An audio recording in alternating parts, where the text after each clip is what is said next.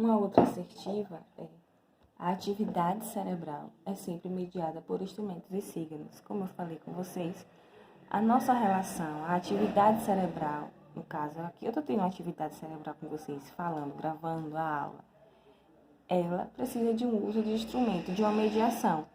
Meu instrumento aqui, maior, é a linguagem, e tem um instrumento material, no caso o celular, e tem um instrumento também que é o notebook, o qual eu estou passando os slides.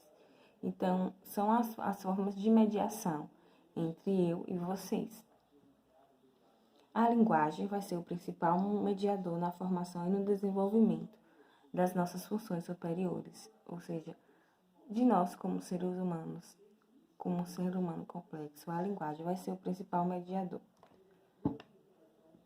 A linguagem compreende várias formas, como eu falei com vocês: a oral, gestual, a escrita, artística, musical e matemática. O processo de interiorização dos nossos comportamentos, das funções psicológicas superiores que estão na nossa constituição cerebral, ele é histórico, ou seja, ele tem uma história. E as estruturas de percepção. O que são as funções psicológicas superiores? Percepção, atenção voluntária, ou seja, a atenção voluntária é você ter a capacidade de, nesse exato momento, prestar atenção no que vocês estão escutando e focar essa atenção. E por mais que esteja um barulho lá fora, um som, um carro de som lá fora, vocês têm a capacidade de focar a atenção e de aprender o que se está ouvindo. A memória, as emoções, o pensamento, a linguagem, tudo isso é uma formação psicológica superior. E tudo isso vai ser influenciado pela cultura, pelo social, e tudo isso vai ser mediado pela linguagem nossa. Então, esses processos, são interiorizados as funções psicológicas superiores de forma histórica.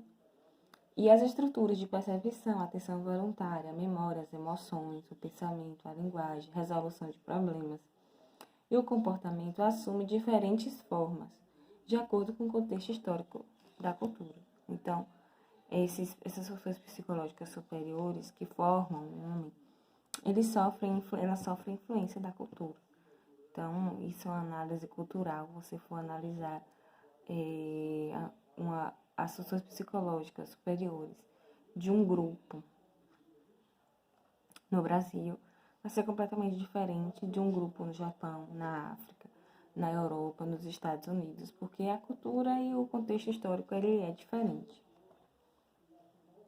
E por último, diz que a cultura ela é interiorizada sob a forma de sistemas neurofísicos que constituem parte das atividades fisiológicas do cérebro, as quais permitem a formação e o desenvolvimento dos processos mentais superiores. Ou seja, está dizendo o quê? Que a cultura vai ser interiorizada porque nós precisamos que o nosso cérebro esteja em constante funcionamento para isso. Então, para vocês aprenderem, aprender e aprenderem as aulas que vocês escutam, vocês prestem atenção, vocês precisam de uma constante atividade neurocerebral. Então, a mesma coisa, a cultura ela vai ser interiorizada dessa forma. E dessa forma ou seja, influenciando na formação e no desenvolvimento dos nossos processos mentais superiores. Ou seja, essa cultura que é interiorizada pelas atividades neurofísicas, chamada aqui, vai influenciar nas suas emoções, na linguagem, no pensamento, na forma de resolver problemas, na atenção, na percepção. Vamos lá. Um dos conceitos fundamentais da psicologia sociohistórica é o de mediação, que eu já falei com vocês aqui. O que está mediando a nossa aula? A minha linguagem, obviamente, e alguns instrumentos, que é o celular, o computador. Então, o processo de intervenção de um elemento intermediário numa relação. E o que é a mediação? Um elemento intermediário numa relação. Então, aqui eu tenho, na verdade, como principal mediador aqui, a linguagem. Ela é fundamental. Se não tivesse linguagem, não adiantaria. Eu estaria aqui de frente, vocês não iam entender nada, nem falar nada. Não ia processar nada, só o vídeo no mudo. Então, não teria aprendizado nenhum. E a linguagem, como eu já havia falado, é o principal mediador na formação e no desenvolvimento das nossas funções psicológicas superiores. Então, a linguagem ela vai ser a principal formadora do ser humano, é a linguagem. Não tem como não ser a linguagem, desde o nascimento, ela é inserida em grupos, dentro de uma sociedade, seus comportamentos, o que vai permear um ser humano é a linguagem. Nesse sentido, nós vemos que Vygotsky, ele rompe com as correntes que eram estruturadas. Na época tinha as correntes dualistas, que separavam mente e corpo, o corpo separadamente. Então, estudava o corpo físico separado e a mente separada, não unia isso. Então, assim, ele rompe, né, com essas estruturas e parte para uma nova concepção de realidade do homem.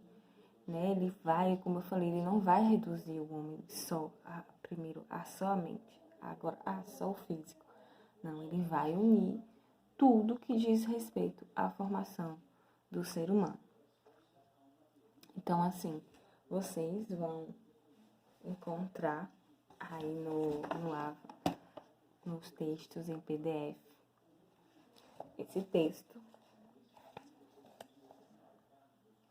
que diz assim: a proposta de Vygotsky à psicologia sociohistórica, que é um artigo que fala justamente o que eu acabei, né, de explanar para vocês aqui nesses vídeos, e é uma contribuição para trazer uma visão de quem gostar de trabalhar com a psicologia social pode usar como teoria, como visão, como lente de trabalho a teoria de Vygotsky também.